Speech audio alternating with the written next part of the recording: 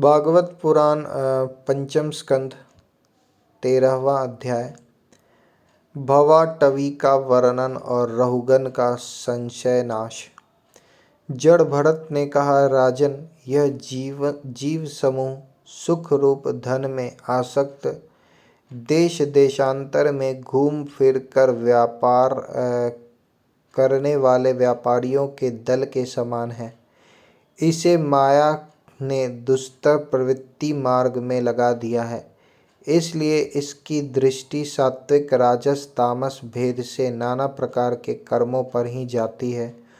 उन कर्मों में भटकता भटकता यह संसार रूप जंगल में पहुंच जाता है। वहां इसे तनिक भी शांति नहीं मिलती। महाराज, उस जंगल में 6 डाकू हैं।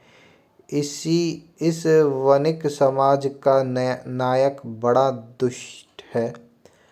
उसके नेतृत्व जब यह वहां पहुंचता है, तब ये लुटेरे बलात्कार से इसका सब माल मता लूट लेते हैं तथा भेड़िए जिस प्रकार भेड़ों के झुंड में घुसकर उन्हें खींच ले जाते हैं, उसी प्रकार इसके साथ रहने वाले गीदड़ ही इसे असावधान देखकर इसके धन को इधर उधर खींचने लगते हैं। वह जंगल बहुत सी लता घास और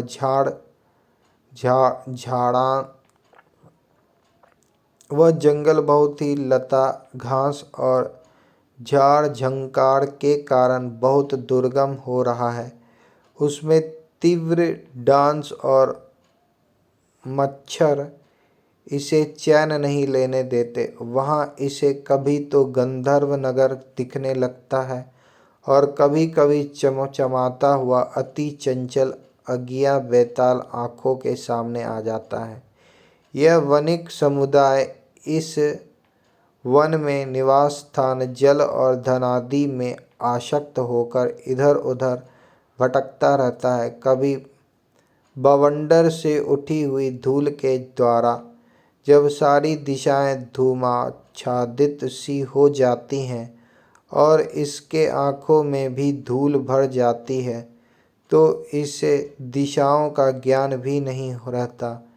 कभी तो दिखाई न देने वाले झिंगुरों का कर्णकटु शब्द सुनाई देता है। कभी उल्लुओं की बोली से इसका चित्त व्यथित हो जाता है। कभी इसे भूख सताने लगता है तो यह निंदनीय वृक्षों का ही सहारा टटोलने लगता है और कभी प्यास से व्याकुल होकर मृग तृष्णा की ओर दौड़ने लगता है। कभी जलहीन नदियों की ओर जाता है।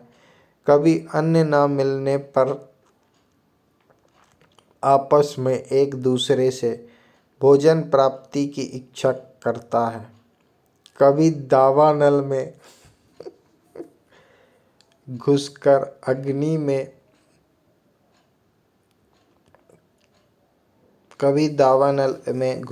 अग्नि से झुलस जाता है और कभी यज्ञ लोग इसके प्राण खींचने लगते हैं तो यह खिन्न होने लगता है।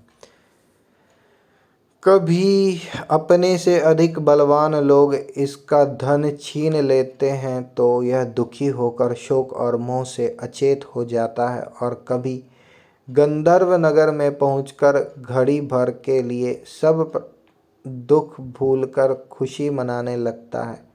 कभी पर्वतों पर चढ़ना चाहता है तो कांटे और कंकड़ों द्वारा पैर चलनी हो जाने से उदास हो जाता है।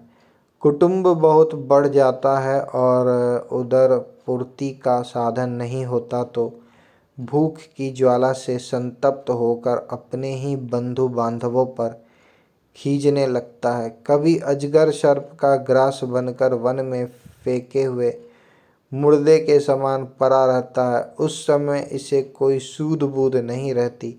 कभी दूसरे विषैले जंतु इसे काटने लगते हैं तो उनके विष के प्रभाव से अंधा होकर किसी अंधे कुएं में गिर पड़ता है और घोर दुख में अंधकार में बेहोश पड़ा रहता है। कभी मधु खोजने लगता है तो कभी मक्खियाँ इसके नाक में दम कर देती हैं और इसका सारा अभिमान नष्ट हो जाता है। यदि किसी प्रकार अनेकों कठिनाइयों का सामना करके वह मिल भी गया तो बलात्कार से दूसरे लोग उसे छीन लेते हैं। कभी शीत, घाम, आंधी और वर्षा से अपनी रक्षा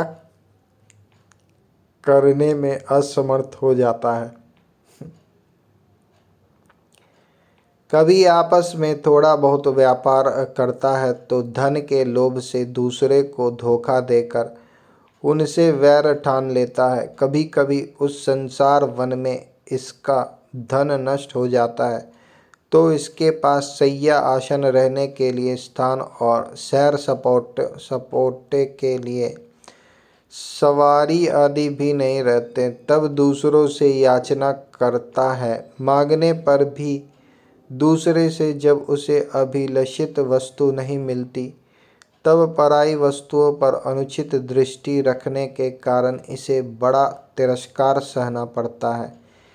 इस प्रकार व्यावहारिक संबंध के कारण एक दूसरे से द्वेष भाव बढ़ जाने पर भी वह वणिक समूह आपस में विवाह आदि संबंध स्थापित करता है और फिर इस मार्ग में तरह तरह के कष्ट और धन क्षय आदि संकटों को भोगते भोगते मृतकवत हो जाता है। साथियों में से जो मरते जाते हैं उन्हें जहाँ का तहाँ छोड़कर नवीन उत्पन्न हुओं को साथ लिए वह बनिर्जारों का समूह बराबर आगे ही बढ़ता रहता है। वीरवर, उनमें से कोई भी प्राणी ना तो आज तक वापस लौटा है और न किसी ने इस संकटपूर्ण मार्ग को पार करके परमानंद योग की ही शरण ली है। जिन्होंने बड़े बड़े दिक्पालों को जीत लिया है वे धीर वीर पुरुष भी पृथ्वी में यह मेरी है ऐसा अभिमान करके आपस में वैर ठानकर संग्राम भूमि में जूझ जाते हैं तो भी उन्हें भगवान विष्णु का वह अविनाशी पद नहीं मिलता जो वैरहीन परमहंसों को प्राप्त होता है। इस भवाटवी में भटकने वाला यह बनिजारों का दल कभी किसी लता की डालियों का आश्रय लेता है और उस पर रहने वाले मधुरभाषी पक्षियों के मोह में फंस जाता है। कभी सिंहों के समूह से भय मानकर बगुला, कंक और गिद्धों से प्रीति करता है। जब उनसे धोखा उठाता है तब हंसों की पंक्ति में प्रवेश करना चाहता है किंतु उसे उनका आचार नहीं सुहाता, इसलिए वानरों में मिलकर उनके जाति स्वभाव के अनुसार दाम्पत्य सुख में रत रहकर विषय भोगों से इंद्रियों को तृप्त करता रहता है और एक दूसरे का मुख देखते देखते अपनी आयु की अवधि को भूल जाता है। वहाँ वृक्षों में क्रीड़ा करता हुआ पुत्र और स्त्री के स्नेह पाश में बंध जाता है। इसमें मैथुन की वासना इतनी बढ़ जाती है कि तरह तरह के दुर्व्यवहारों से दीन होने पर भी यह विवश होकर अपने बंधन को तोड़ने का साहस नहीं कर सकता। कभी असावधानी से पर्वत की गुफा में गिरने लगता है तो उसमें रहने वाले हाथों से डरकर किसी लता के सहारे लटका रहता है। शत्रु दमन यदि किसी प्रकार इसे उस आपत्ति से छुटकारा मिल जाता है तो यह फिर अपने गोल में मिल जाता है। जो मनुष्य माया की प्रेरणा से एक बार इस मार्ग में पहुंच जाता है उसे भटकते भटकते अंत तक अपने परम पुरुषार्थ का पता नहीं लगता। रहुगण, तुम भी इसी मार्ग में भटक रहे हो, इसलिए अब प्रजा को दंड देने का कार्य छोड़कर समस्त प्राणियों के सुहृद हो जाओ और विषयों में अनासक्त होकर भगवत सेवा में से तीक्ष्ण किया हुआ ज्ञान रूप खड्ग लेकर इस मार्ग को पार कर लो।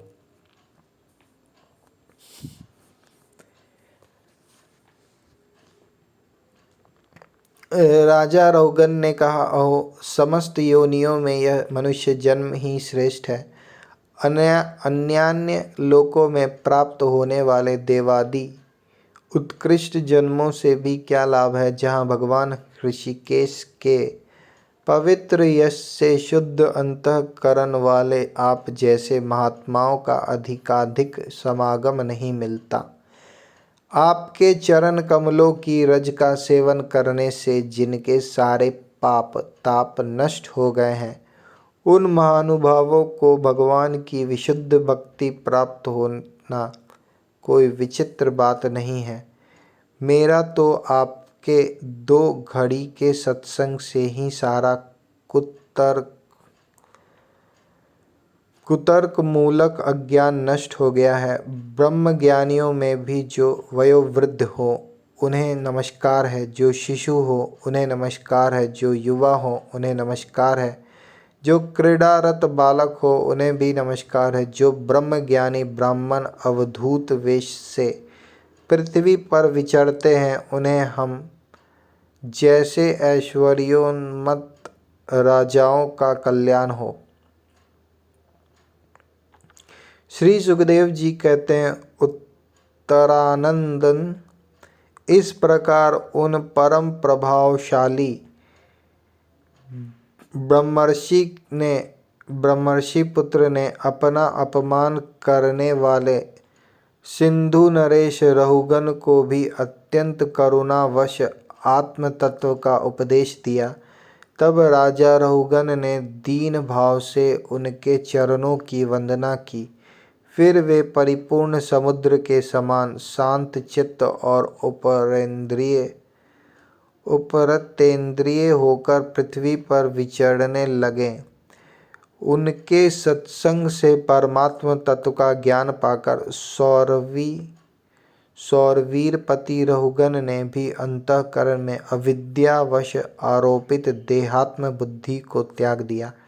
राजन, जो लोग भगवत आश्रित अनन्य भक्तों की शरण ले लेते हैं, उनके ऐसा ही प्रभाव होता है। उनके पास अविद्या ठहर नहीं सकता। राजा परीक्षित ने कहा, महाभागवत मुनि श्रेष्ठ, आप परम विद्वान हैं। आपने रूपकादि के द्वारा अप्रत्यक्ष रूप से जीवों के जिस संसार रूप मार्ग का वर्णन किया है, उस विषय की कल्पना विवेकी पुरुषों की बुद्धि की है। वह अल्प बुद्धि वाले पुरुषों की समझ में सुगमता से नहीं आ सकता। अतः मेरी प्रार्थना है कि इस दुर्बोध विषय को रूपक का स्पष्टीकरण करने वाले शब्दों में खोलकर समझाइए। अगले अध्याय 14वां अध्याय भवाटवी का स्पष्टीकरण। और इस प्रकार ये 13वां अध्याय समाप्त होता है।